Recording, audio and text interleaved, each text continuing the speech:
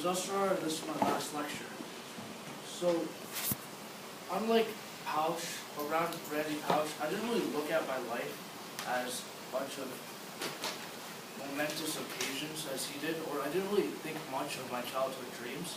I just saw them and didn't really notice that they might have been important to my development as a person.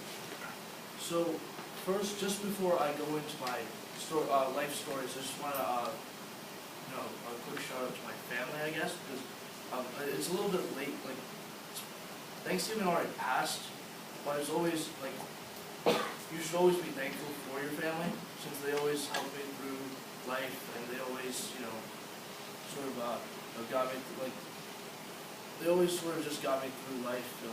It's always nice to stay connected. It's just important to be connected to your family. We always took trips to India to meet our extended family. When my dad was in India for 6 months, we always Skype. I still Skype with my grandparents. And even today in college, we always call home and talk to them. So my first story is about soccer. Like Randy Pouch, I also played a sport which I learned lessons from. I played the other type of football. So that's me over here, right here. Not very happy, but I'm pretty sure I did well that season, so I should be happy about that. So in Bridgewater, Stop saying so, stop looking at it.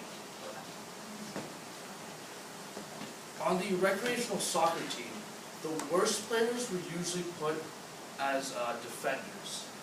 So I was put as a defender. I'm not particularly fast, and I guess I'm not today.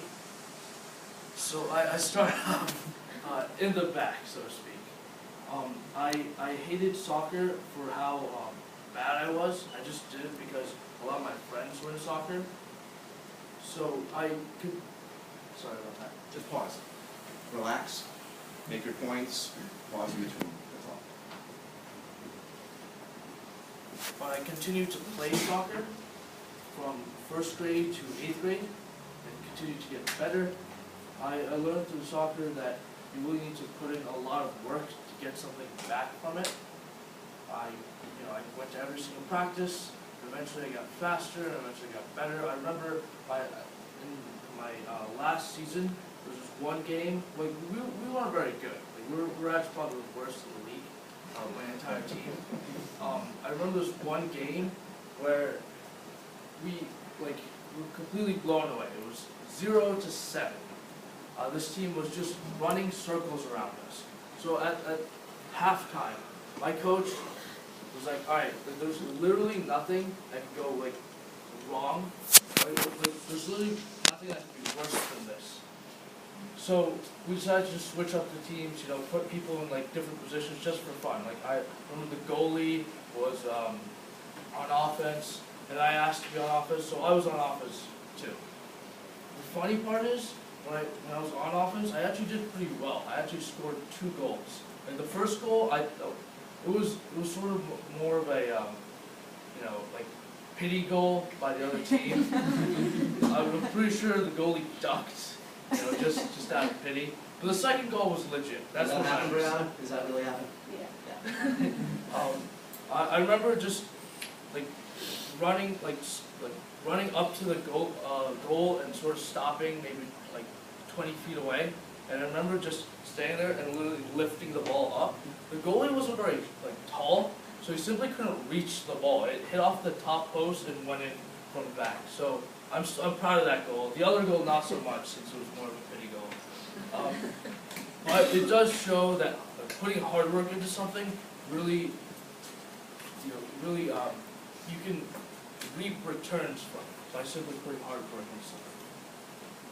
Has anyone been affected by a movie so much that you decide to change your career path because of it? Childhood movie or toy, something?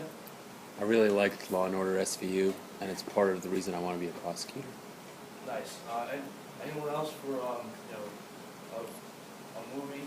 That's a really great TV show. That's your example. But the movie in particular, maybe Jurassic Park. Or not, or, Or not, yes. So Jurassic Park as a kid affected me so much that I decided that I wanted to become a paleontologist. I remember taking many trips to the Museum of Natural History to just look at the dinosaurs, read all the exhibits. I remember just staying there in the back when my family wanted to move on. I'd be a kid in the back still reading the cards next to each exhibit. I remember getting this velociraptor, like this glow-in-the-dark velociraptor that I kept in my room. All these different things. I did school projects on certain dinosaurs. I remember doing mine on an Allosaurus.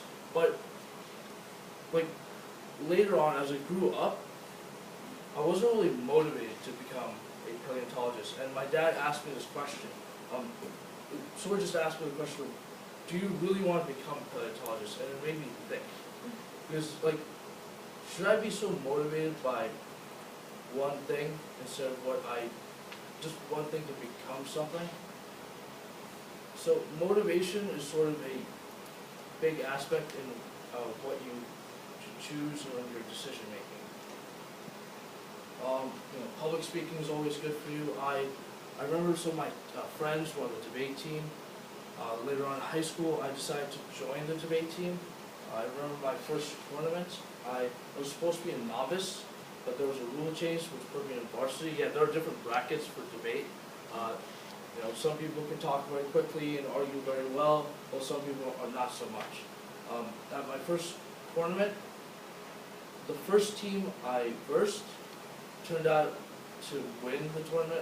Or they didn't win, they were second place. What happened in the tournament was I stood there up in front of everyone. It's not extemporaneous, it's you can read off of your notes, or like you can literally just like read out what you typed up. I remember just standing there, palms sweaty, knees weak, arms heavy, just trying to say things, but the words won't come out.